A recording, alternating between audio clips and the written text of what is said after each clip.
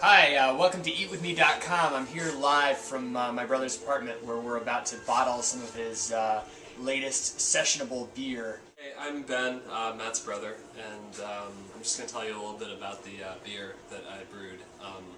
It's the first recipe that I've made by myself, and it's designed to be an extremely sessionable beer, so you can drink a few of these at a time and really enjoy them.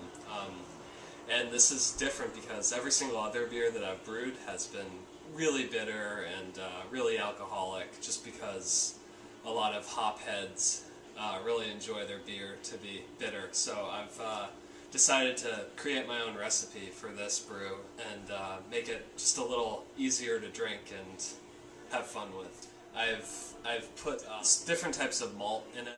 I've used only 2 varieties of hops, whereas some of the popular IPAs these days can have as many as 5 different types of hops, and hops are used to add bitterness to the beer, and so I've just chosen 2 that I was particularly interested in.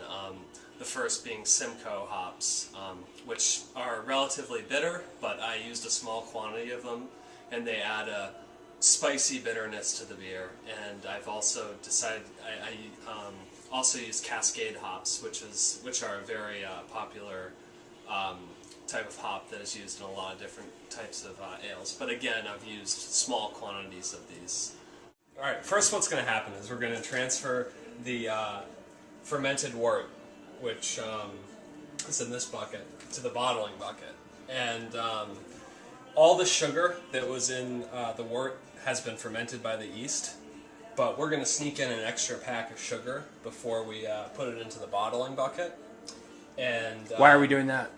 That way, when we put it from the bottling bucket into actual bottles, there'll be a little bit of sugar in every single one of those bottles. I see. And the yeast that's inside of the bottle will ferment that sugar. Cool. And since there's no place for the carbon dioxide... So it does some of the fermentation in the bottle, you're saying? Yeah, it's some people call it the secondary fermentation. Yeah. Since there's nowhere for that carbon dioxide that the yeast produce to go, it's trapped inside the bottle. Right. The beer will carbonate itself during the secondary fermentation with just this small pack of sugar, which is enough for 5 gallons of beer. Cool. And that's the basic premise behind today, along with a ton of sanitation to make sure that nothing gets contaminated. Cool. Ben is getting ready to sanitize this bucket right here. Kind of tough with a pretty small sink, but we're using this brew pot as a intermediary step. Using some Be Bright cleanser and iodine. What would be, what are the potential risks of not having fully cleaned bottles, or bacteria growing in? The potential risk is that you could have a bacteria that grows in there and could make you sick, but that's not very likely. The more likely risk is that you'll get a microorganism in there that ferments the sugars that you've put in there, and it ferments them instead of the yeast. Yeah. And that will make your beer taste nasty. Okay. And do you think that's happened to you before? Yes, I think it has happened to me, because a sign of this happening is the beer being overcarbonated and the bottles exploding. Yeah. I don't know what would make the microorganism more likely to produce more CO2 and have bottles exploding, but that's just the general thought, is that if your beer's overcarbonated, chances are that it's been contaminated with something besides the yeast. Okay. Shot of that. The iodine. You can see it in the It's water not attractive, there. but it's what makes your beer safe to drink. Oh! That's a lot of iodine. It's just a little extra. Yeah, I better add some more water to that. Supposed to put in about 2 tablespoons per gallon, I think. Or, no, maybe it's just 1. They do it in parts per million. So okay, it's so that's probably like 6. No, watch this. Get this on camera. Wow.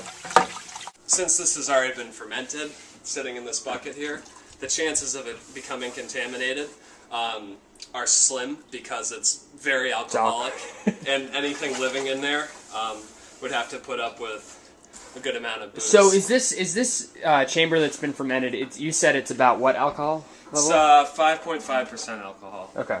And I measured that by using a hydrometer, which is basically a density measuring tool. And when you start fermenting it, all the alcohol there's no alcohol yet, it's all sugar, and sugar is very dense. So your hydrometer reading is going to be high. Yeah. And after it's all fermented, alcohol is less dense than sugar. So the specific gravity, the hydrometer reading, is going to be a lot lower. And by taking the difference of these two density readings, you can figure out how much alcohol is in your beer. Okay.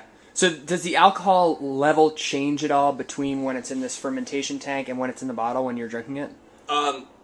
Insignificantly. Okay. I'm not quite sure. Okay. I mean, the yeast does ferment the priming sugar, which is for carbonation. So if anything, it might be slightly more alcoholic. If anything, it might be a little more alcoholic, but I really don't know. Okay. Well, that's not a bad thing, right? Except this is a sessionable beer, as Ben said, so it's meant for drinking quantity. Yeah, 5.5 was actually a little higher than I had planned. Where does that put it in terms of other major brands? I mean, the other sessionable beers are they closer to 4 or?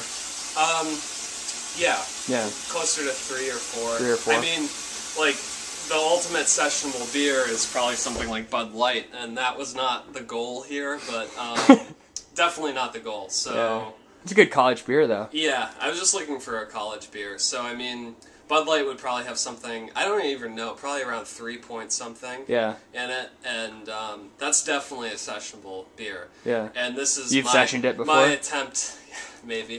This is my attempt to make something that is drinkability. Cool. Drinkability is what I'm going for. Drinkability and quality. Okay, cool.